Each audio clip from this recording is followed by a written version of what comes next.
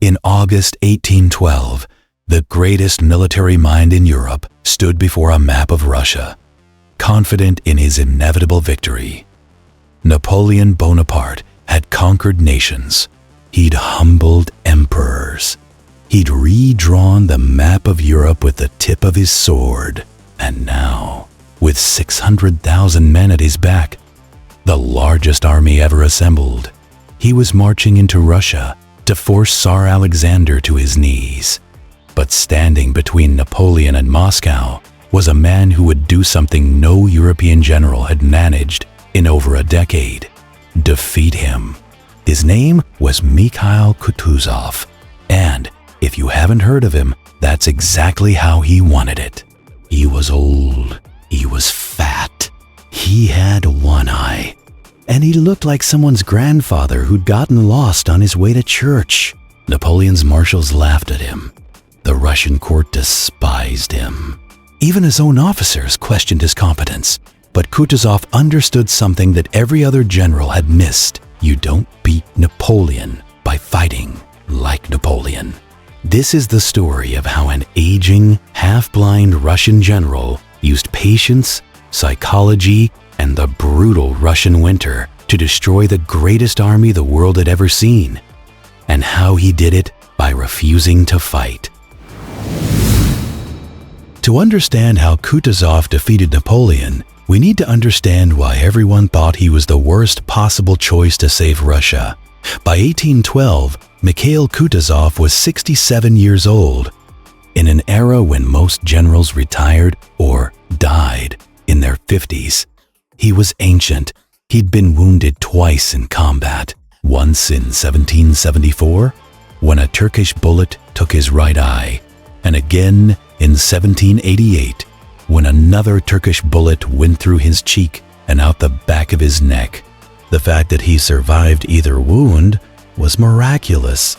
The fact that he survived both made him a legend among Russian soldiers.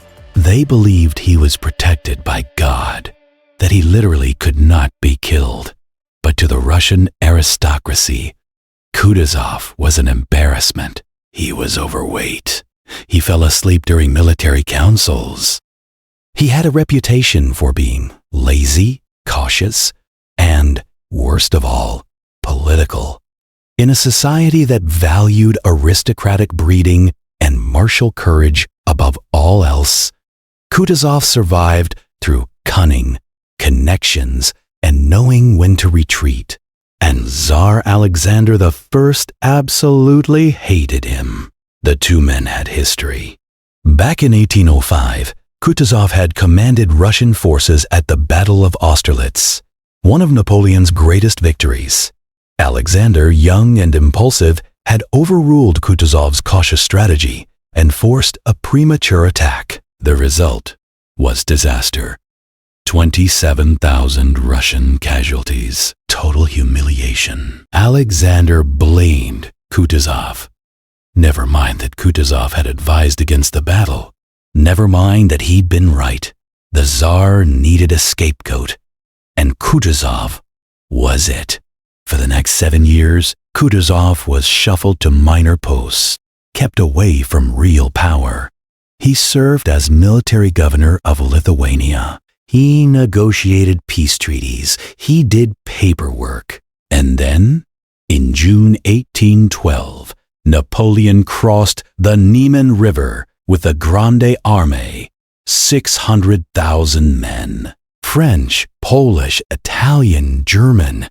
Troops from every corner of Napoleon's empire. The largest invasion force in human history. All pointed at the heart of Russia. Alexander had no choice. He needed someone who understood Napoleon. Someone who'd faced him before and survived? He needed Mikhail Kutuzov. And so, swallowing his pride, the Tsar appointed the man he despised to command Russia's armies. The old general was recalled from semi-retirement and given an impossible task: stop Napoleon before he reaches Moscow. When Kutuzov arrived to take command in August 1812, Russian forces were in retreat. They'd been falling back for months, abandoning cities, burning supplies, avoiding major battles. Napoleon was frustrated. He'd expected the Russians to fight, to defend their territory, to give him the decisive battle he needed to force a surrender. Instead, they just kept running. And when Kutuzov took command, everyone expected him to finally make a stand, to prove Russian courage, to fight. But Kutuzov had other plans. Mikhail Kutuzov understood something fundamental about Napoleon that other generals missed. Napoleon's greatest strength was also his greatest weakness. Napoleon won battles by forcing his enemies to fight on his terms. He moved faster than they expected. He concentrated forces at decisive points. He broke their formations, shattered their morale, and destroyed their armies in a single catastrophic engagement. Austerlitz, Jena, Friedland, Wagram. Every major battle followed the same pattern. Napoleon would maneuver his enemy into a position where they had no choice but to fight, and then he would destroy them. But what if you simply refused to play the game? What if you didn't give him the battle he needed? Kutuzov had learned this lesson the hard way at Austerlitz. He'd watched Alexander's impatience lead to disaster. He'd seen how Napoleon exploited aggression and turned confidence into catastrophe. So, when Kutuzov took command, he did something radical. He kept retreating, not because he was cowardly, not because he was incompetent, but because every day that Napoleon marched deeper into Russia was a day his army grew weaker. The Grande Armée wasn't just an army. It was a massive, hungry organism that needed constant feeding. 600,000 men required thousands of tons of food, ammunition, and fodder every single day. Napoleon's supply lines stretched back hundreds of miles through hostile territory. Russian peasants burned their crops rather than let the French take them. Cossack raiders attacked supply wagons. Disease spread through the French camps. And with every mile deeper into Russia, those supply lines grew longer, thinner, more vulnerable. Kutuzov understood that Russia itself was a weapon. The vast distances, the poor roads, the scorched earth, the approaching winter. All he had to do was survive, keep the army intact, keep retreating, and let Russia do the rest. But there was a problem. Nobody wanted him to retreat. The Russian court demanded battle. They accused Kutuzov of cowardice. Newspapers called him a traitor. Officers whispered that he was secretly working for Napoleon, and the closer the French got to Moscow, the louder the calls for action became. Kutuzov found himself trapped between two impossible choices: retreat and preserve the army but lose Moscow, or fight and risk everything in a battle he knew Napoleon wanted. Finally, on September 7, 1812, Kutuzov made his decision. He would give Russia its battle, but on his terms. The village of Borodino sat 75 miles west of Moscow, along the main road to the capital. It was here that Kutuzov finally stopped retreating and prepared defensive positions. He chose the ground carefully. The Russian left flank was protected by the Kolocha River. The center was anchored on a series of fortifications, earthworks, and artillery positions. The right flank was secured by rough terrain and the village of Borodino itself. It wasn't perfect, but it was defensible, and it gave Kutuzov what he needed: a chance to hurt Napoleon. Not to defeat him, not to destroy him, just to hurt him.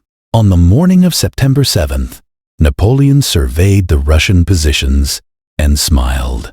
This was what he'd wanted for 3 months. A pitched battle. A chance to annihilate the Russian army and force Alexander to surrender. What followed was the single bloodiest day of the Napoleonic Wars. At 6 a.m., French artillery opened fire, 587 guns. The bombardment was so intense that the ground shook. Then came the infantry assaults, wave after wave of French soldiers crashing against Russian defensive positions. The Russians didn't retreat. They stood and fought with suicidal courage. French forces captured the central redoubts, but only after horrific casualties. Russian counterattacks retook positions, then lost them again. By midday, the battlefield was carpeted with bodies. Artillery had turned entire sections of the line into churned, bloody mud. Medical tents overflowed with wounded. The screaming never stopped. Napoleon had one final option. His Imperial Guard, 20,000 elite veterans who'd never been defeated. One massive assault with the Guard could break the Russian center and turn the battle into a rout. But for the first time in his career, Napoleon hesitated. He was 1,000 miles from Paris. He couldn't risk losing his best troops this deep in Russia. What if something went wrong? What if he needed them later? So he held them back. By nightfall, 70,000 men were dead or wounded. The French had captured the Russian positions. But the Russian army still existed. It hadn't been destroyed. It hadn't routed. Kutuzov had withdrawn in good order, preserving his forces. Technically, Napoleon had won. He held the battlefield. The road to Moscow was open. But at what cost? The French had lost 30 to 35,000 men, irreplaceable losses this far from home. The Russians had lost even more, 45 to 50,000. But unlike Napoleon, Kutuzov could replace his casualties. Reinforcements were gathering behind him. Militia units were forming. Napoleon's army, meanwhile, was dying, and Kutuzov knew it. After Borodino, the Russian army continued its retreat toward Moscow. Napoleon expected Kutuzov to make another stand, to defend the ancient capital with everything he had. Instead, on September 14th, Kutuzov held a council of war and made an announcement that shocked everyone. Moscow would not be defended. The city would be abandoned. The reaction was explosive. Officers protested. Nobles wept. This was Moscow, the heart of Russia, the holy city. How could they simply give it to the French? But Kutuzov was immovable. "We will lose Moscow to save Russia," he said. It was the most painful decision of his life, but it was also brilliant, because Kutuzov understood something crucial. Moscow wasn't the prize there. It was the trap. On September 15th, Napoleon entered an empty city. The population had fled. What remained was an eerie, abandoned capital of 250,000 buildings. And then, that night, the fires started. We still don't know exactly who started them, whether it was Russian officials carrying out a scorched earth policy or French soldiers accidentally setting fires while looting. What matters is the result. Moscow burned. For 5 days, fires raged through the city, destroying 3/4 of all buildings. Warehouses full of supplies went up in smoke. Thousands of homes collapsed into ash. Napoleon waited in the Kremlin, expecting Alexander to send envoys begging for peace. He'd captured Moscow. Surely Russia would surrender now. But no envoys came. Days turned into weeks. Napoleon sent letters to Alexander. They went unanswered. He waited for 5 weeks, growing more desperate with each passing day. His army was trapped in a ruined city, with winter approaching. Supply lines were collapsing. Desertion rates were climbing. Cossacks harassed every French patrol. And somewhere out there, beyond the burned city, Kutuzov was waiting. The old general had positioned his army south of Moscow, blocking the fertile provinces Napoleon needed for winter quarters. He wasn't attacking, he wasn't retreating, he was just there, watching, waiting. Every day Napoleon stayed in Moscow was a day his army grew weaker, but leaving meant admitting failure. It meant retreating without a surrender, without a treaty, without victory. Finally, on October 19th, Napoleon made his decision. The Grande Armée would withdraw. But Kutuzov had one more surprise waiting. Napoleon's plan was to retreat southwest toward fertile provinces where his army could find food and shelter. But when French forces tried to break through at Maloyaroslavets, they found Kutuzov's army blocking the road. A brutal battle followed. Neither side won decisively. But it didn't matter. Kutuzov had accomplished his goal. He'd forced Napoleon onto the northern route, the same road they'd taken into Russia, the same road they'd already stripped bare of supplies. What followed was one of the greatest military disasters in history. The Grande Armée began its retreat on October 19th with roughly 100,000 effective soldiers. By the time the survivors staggered out of Russia 6 weeks later, fewer than 10,000 remained combat ready. What happened to them? Kutuzov happened, but not in the way you might expect. Kutuzov didn't chase the French army. He didn't try to destroy it in one climactic battle. Instead, he shadowed them. His Cossacks harassed the flanks, picking off stragglers. His artillery bombarded French positions from a distance. His infantry appeared on hilltops, just close enough to prevent the French from stopping, from resting, from recovering. It was death by 1,000 cuts. And then winter arrived. November brought temperatures of -20 degrees Celsius. Then -30. Soldiers who fell behind froze to death within hours. Horses died by the thousands, leaving artillery and wagons abandoned in the snow. Discipline collapsed. Units disintegrated. Men fought each other over scraps of food.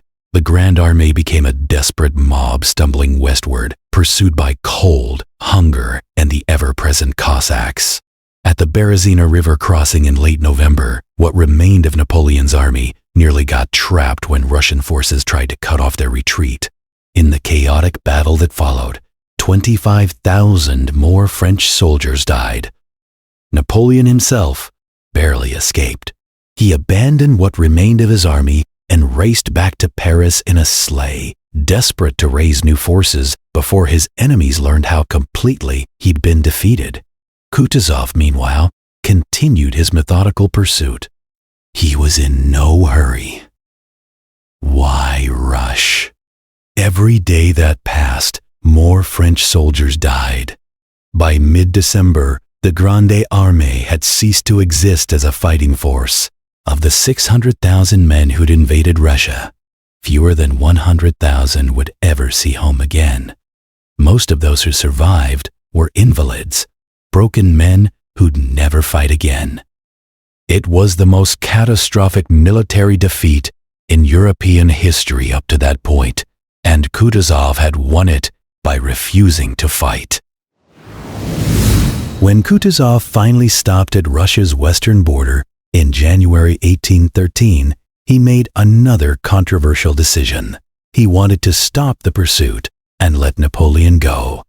The Russian army was exhausted.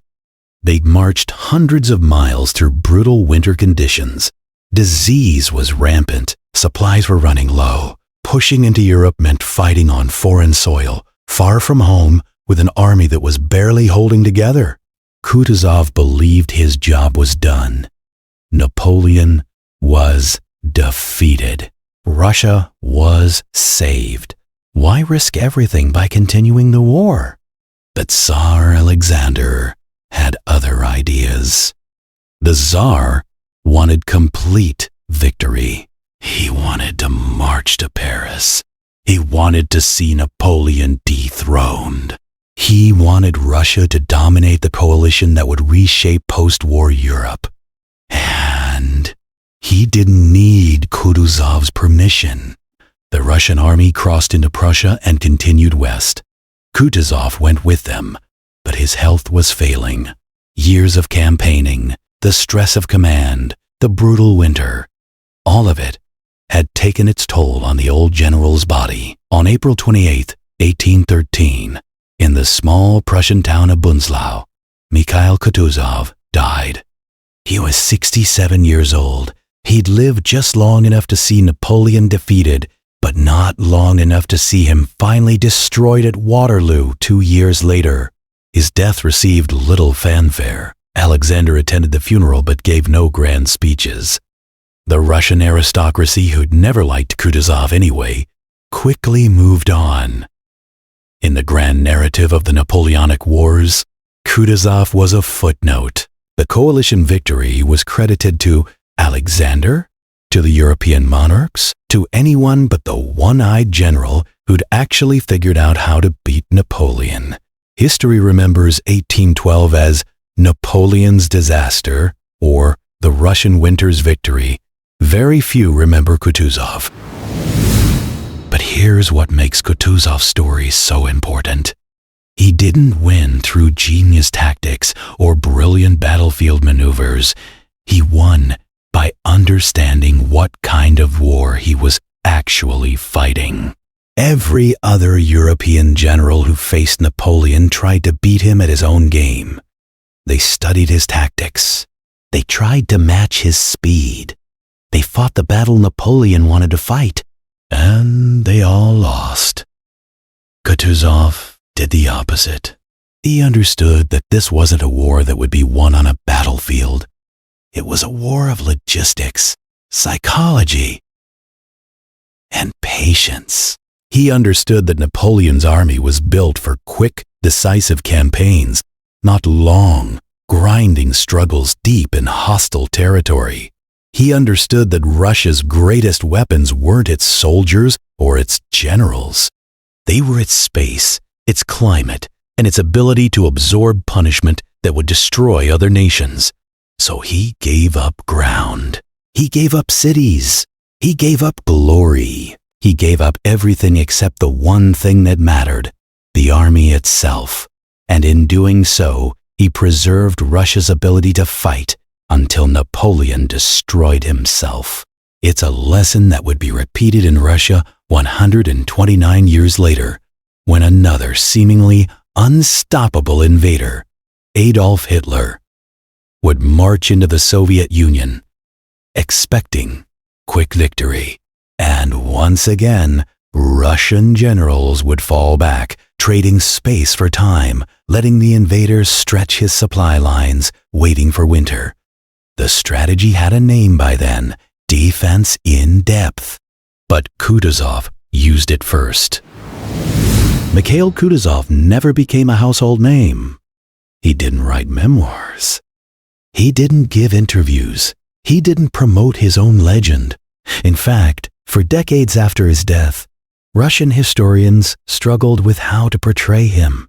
Was he a military genius, or just a lucky old man who happened to be in command when Napoleon destroyed himself? It wasn't until the 20th century that Russian scholars began to truly appreciate what Kutuzov had accomplished. Not just defeating Napoleon, but inventing an entirely new way of thinking about warfare. He understood that sometimes the best strategy isn't to win battles, it's to not lose them until your enemy defeats himself. He understood that patience can be more powerful than aggression. He understood that the appearance of weakness can hide extraordinary strength. And perhaps most importantly, he understood that glory is worthless if it costs you the war. Napoleon Bonaparte is remembered as one of history's greatest military minds, and he was. But in 1812, he was outthought by a fat, one-eyed Russian general who looked like someone's grandfather. A general who understood that the question wasn't, how do we beat Napoleon? The real question was, how do we survive long enough for Napoleon to beat himself? And Kutuzov found the answer. If you enjoyed this deep dive into one of history's most overlooked military geniuses, make sure to subscribe to Imperial Echoes. We bring forgotten commanders, hidden strategies, and the stories that changed history back to life. One cinematic documentary at a time. Hit that like button, drop a comment telling us which underrated historical figure we should cover next, and check out our other videos on Napoleon's campaigns and the battles that shaped the 19th century. History remembers the loud. We remember the clever. Let's explore the echoes together.